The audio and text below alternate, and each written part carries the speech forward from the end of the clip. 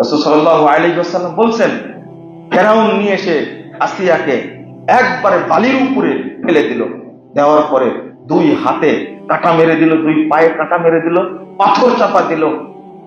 আসিয়া আল্লাহর কাছে বলছে, রব্বিবনিলি বাইতান ইনদাকা বাইতান ফিল জান্নাহ, আল্লাহ তুমি আমার জন্য জান্নাতে তোমার কাছে একটা ঘর তৈরি করো।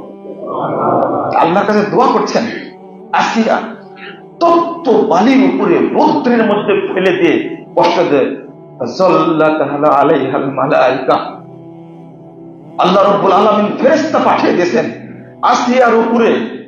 ফেরেশতারা কোটি কোটি ফেরেশতারা পর বিছায়া ছায়া করে ধরে রাখছে। আয়াকশিবুল হিজাব, আল্লাহ রাব্বুল আলামিন পর্দা খুলে দিলেন। ফারাআত বাইতান ফিল জান্নাহ, জীবিত অবস্থায় থাকতে আল্লাহ রাব্বুল আলামিন তাকে জান্নাত দেখালেন। আসিয়া জান্নাত দেখলেন। মরার আগে সরাসরি জান্নাত দেখেছেন একজন মানুষ, তিনি হলেন মহিলা, তিনি হলেন আসিয়া।